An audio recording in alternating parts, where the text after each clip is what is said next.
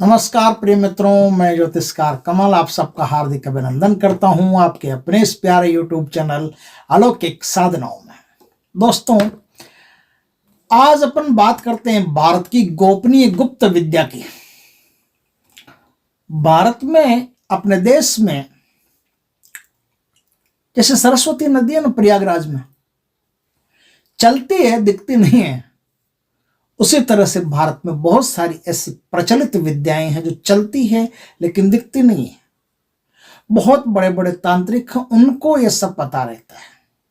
तंत्र में जो रचे बसे हैं उनको इन चीजों का अच्छी तरह से पता रहता है। आज मैं ऐसी ही एक विद्या से आपका परिचय करवाता हूं। थंबनेल में आपने देखा होगा, संभोग किया, सपने में आई, संभोग किया, सब कुछ ले गई। कौन ले गई, कैसे ले गई? एक कैटेगरी होती है, पिशाचों की एक कैटेगरी होती है, वो सब कुछ ले जाती है। लेकिन बात कर रहे हैं गुप्त विद्या की। इस पिशाच का निर्माण कैसे होता है, ये कौन सी विद्या से होता है? दोस्तों, छत्तीसगढ़ प्रांत में, आसाम, बंगाल, छत्तीसगढ़, ये जो क्षेत्र पड़ता है ना, इस क्षेत्र में किसी समय में एक विद्या चलती थी जिस विद्या का नाम था खोखरी विद्या। कुछ लोग उसको गोखरी विद्या भी बोलते थे, कुछ लोग उसको खोखरी विद्या भी बोलते थे। उस खोखरी विद्या में कई चैप्टर हैं, उस बुक में कई चैप्टर हैं जिसमें बहुत भयंकर काले जादू और इनके बारे में अच्छी तरह से सिखाया और समझाया गया है। बहुत सारे चित्रों और यंत्रों के माध्यम से बहुत गोपनीय और गुप्त जानकारियां उसमें प्रदान की गई है। उसमें एक चैप्टर आता है, एक पाठ आता है, उस पाठ का नाम है कारू, KARU, कारू। उस कारू में पिशाचों का वर्णन है।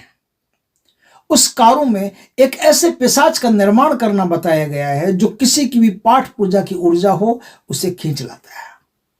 किसी की धन की ऊर्जा हो, जैसे मान लो मैं बहुत पैसा कमाता हूं, तो बहुत पैसा तो मैं तब कमाता हूं जब मेरे पास धन की ऊर्जा है। धन की ऊर्जा होती है, उस ऊर्जा को कोई खींच के अपने पास ले गया तो मेरे पास जो पैसा आना होता है वो उसके पास चला जाए।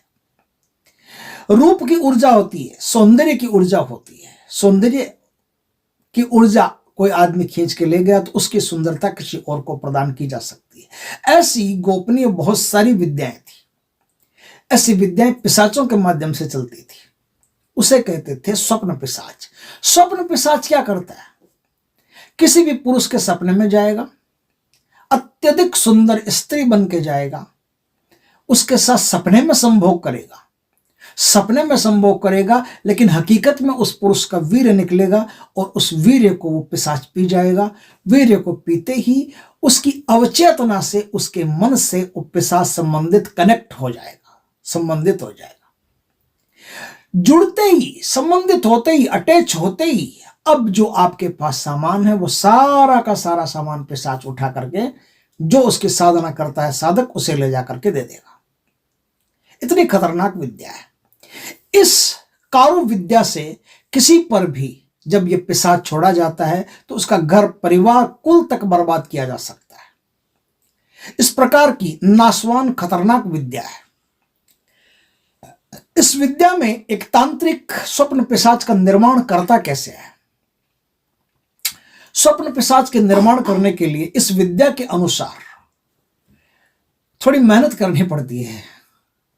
इस विद्या में जब आप स्वप्न पिशाच का निर्माण करोगे तो आपको एक पुरुष और एक स्त्री, पुरुष और स्त्री पति पत्नी हो तो सबसे बढ़िया है। वो दोनों एक ही समय पर मर गए हो और उनके दोनों के कोई संतान नहीं हो, ऐसे पुरुष और स्त्री की तलाश रहती है। जब वो मर जाते हैं, एक साथ मर गए, एक शमशान में उनकी चिता जल रही है, तो वो सबसे बढ़िया है। नहीं तो थोड़ी सी मेहनत भारी पड़ती है, थोड़ा दिन ज्यादा प्रतीक्षा करनी पड़ती है। उसकी पत्नी मरे या वो खुद मरे तब तक प्रतीक्षा करनी पड़ती है। दोनों में से एक की चीज पहले उठा करके ले जाओ, कैप्चर कर लो, फिर दूसरे की चीज उठा के ले जाके कैप्चर करके फिर साधना करो। अब देखो, कल्पना करो कि दोनों मर गए होंगे एक साथ किसी वजह से। जैसे मान लो कोई महामारी आई है, महामारी में लुढ़क गए, कोई दुर्घटना में पति पत्नी एक साथ मर गए, कोई रोड एक्सीडेंट में, कार एक्सीडेंट में मर गए, तो उनकी जो चिता जलाई जाएगी उस चिता में क्या होगा, जब वो चिता जल जाएगी तब तक प्रतीक्षा करो। चिता जलने के बाद में साधक अपने साथ एक कील ले जाता है, लोहे की कील ले जाता है और शहद ले जाता है, पानी ले जाता है, एक बड़ा कटोरा ले जाता है। उस कटोरे में शहद भरता है, शहद में पानी मिला के घोल लेता है, अच्छी तरह से घोल करके उसमें 2 3 4 बूंदे अपने शरीर के खून की डालता है। खून की डाल करके, और जहां चिता जलाई गई है, अलग अलग जलाई गई तो 2 बार काम करना पड़ेगा, नहीं तो एक ही बार काम करना पड़ेगा। उस चिता के चारों तरफ एक घेरा बनाती है वो शहद से। घेरा बनाना कैसे है, सर की तरफ से घेरा बनाना शुरू करते हैं, पैर की तरफ लाते हैं, फिर पैर से वापस सर की तरफ ले जाकर के इस तरह से घेरा पूरा करते हैं। अब घेरे का जो एग्जिट पॉइंट होगा, जहां से घेरा शुरू होगा, मान लो जहां से घेरा शुरू होगा उसका प्रवेश द्वार होगा और उसका निकासी द्वार होगा, वो दोनों एक ही द्वार, एक ही पॉइंट पर आकर के मिलेंगे।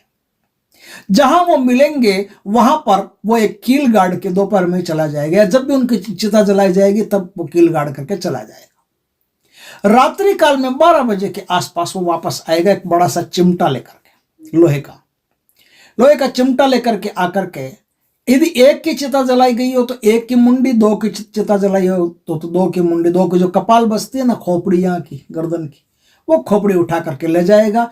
उसकी चिता जलाने के लिए जो कपड़े वगैरह यूज हुए हैं, जैसे मान लो कफन ओढ़ा करके ले, वो कफन वगैरह ले जाएगा, सब कुछ जो उसका बाप पड़ा है सब ले जाएगा।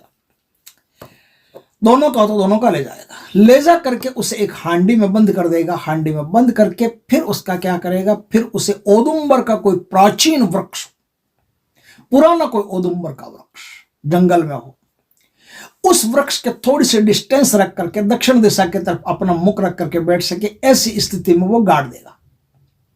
गाड़ करके ऊपर मिट्टी कर देगा, मिट्टी के ऊपर थोड़े से फूल, सिंदूर, कुमकुम, चंदन, चावल, मिठाई, प्रसाद ऐसा चढ़ा देगा। चढ़ा करके घर आ जाएगा। ये काम दोपहर में कभी भी कर सकता है। फिर रात्रि काल में जाएगा 12 बजे के आसपास, पूर्ण नग्ना अवस्था में, लाल चंदन साथ में ले जाएगा, अगरबत्ती साथ में ले जाएगा या धूप बत्ती ले जाएगा। वो जो हंडी गाड़ी है उसी हंडी पर अपना मिट्टी के आसन पर बैठेगा, नग्न अवस्था में बैठेगा, बिल्कुल नग्न अवस्था में, और हड्डियों की माला ले जाएगा। बढ़िया सा घेरा बनाएगा, लाल चंदन का तिलक औदुंबर के वृक्ष को करेगा, लाल चंदन का तिलक वहां जो हंडी पड़ी है जहां आसन बनाना है उस आसन पर करेगा, और लाल चंदन का तिलक ही खुद को करेगा। तिलक करके थोड़ा सा पानी वहां डाल करके, और अब वो दक्षिण दिशा की तरफ मुंह करके मंत्र पढ़ना शुरू करेगा। एक मंत्र है जिसकी 7 माला करनी रहती है, और ऐसा 3 दिन तक करना रहता है। 3 दिन तक ऐसा काम करेगा। मंत्र है, ये जपना नहीं है, आपको करना नहीं है किसी को, खाली जानकारी के लिए बता रहा हूं कि मैंने जहां से ये सब चीजें ली है उसमें ऐसी जानकारी है, सिर्फ इतना बता रहा हूं। मंत्र उदाल हुलू जामरी खिची खिची कमार कारू थम थम। उदाल हुलू जामरी खिची खिची कमार कारू थम थम, ये मंत्र है। इस मंत्र का 7 माला का जाप करेंगे, 3 दिन करेंगे। तीसरे दिन पिशाच और पिशाचनी जिसका आप जाप कर रहे हो वो स्त्री और पुरुष दोनों पिशाच और पिशाचनी की योनि में आएंगे, पिशाच और पिशाचनी की योनि में बन जाएंगे, आ जाएंगे।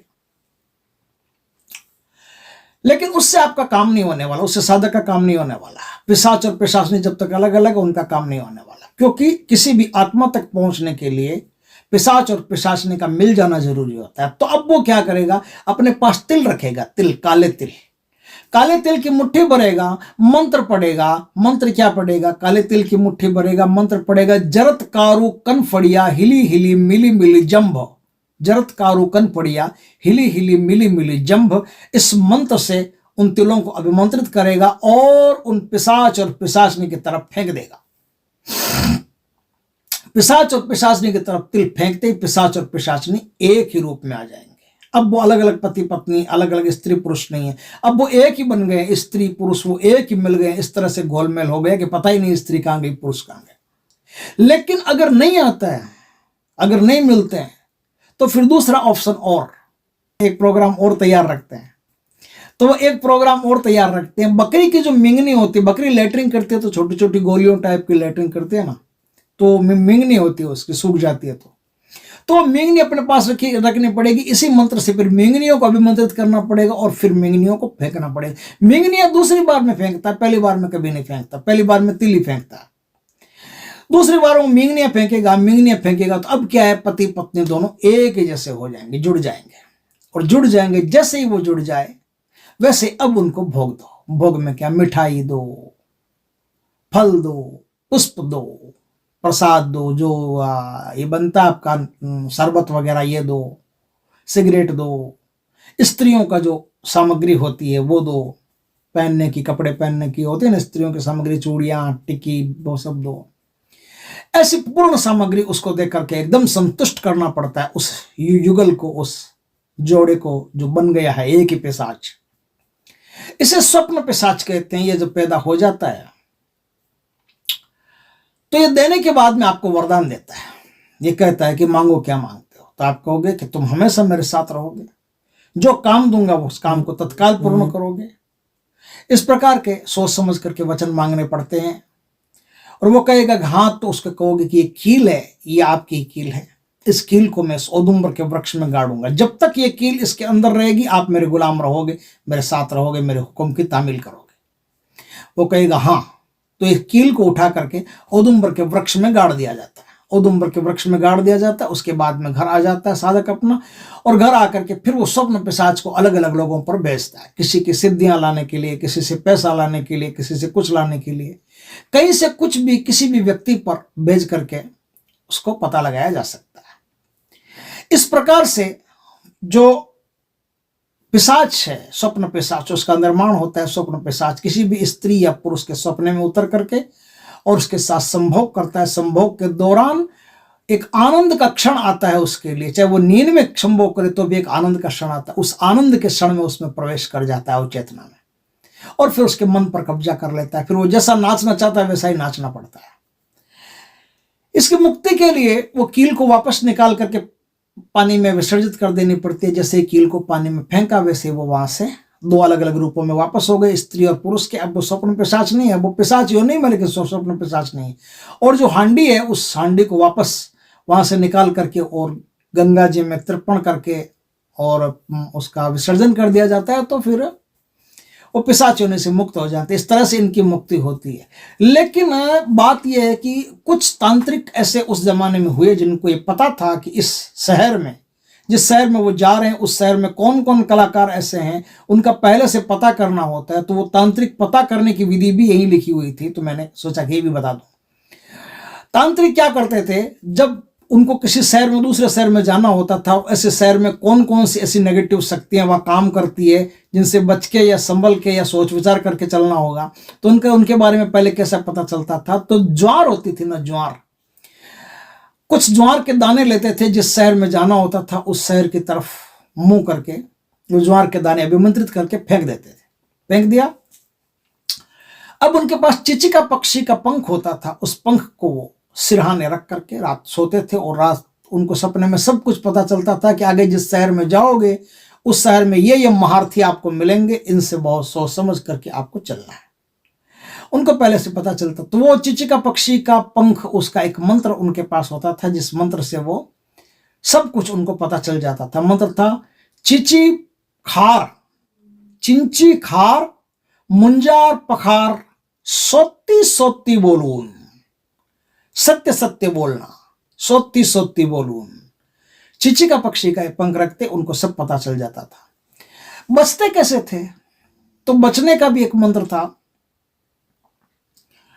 मां काली आमा रोक्षा कोरून, मां काली आमा रोक्षा कोरून, इस मंत्र को 7 बार बोलते थे। और पानी होता था उनके पास, उस पानी को अभिमंत्रित करके अपने ललाट पर और कपाल पर यहाँ लगा लिया करते थे, ताकि उनको कोई परेशानी नहीं होती थी। कोई भी प्रकार का ब्रह्म, दुनिया का कोई भी बड़े से बड़ा शक्ति उनके दिमाग पर कब्जा नहीं कर सकता था, न कोई सपने में आ सकता था, न कोई उनको डिस्टर्ब कर सकता था।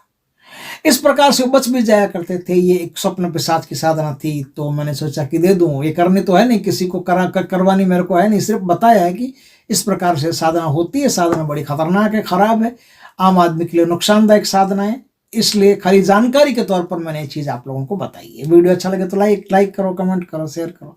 पहली बार हमारे चैनल पर आए, चैनल को सब्सक्राइब करो, पास में जो बेल आइकॉन का बटन है वो दबा दो ताकि हमारे ज्ञानवर्धक जानकारीपूर्ण वीडियो सबसे पहले आपके पास आ सके। जय श्री कृष्ण दोस्तों।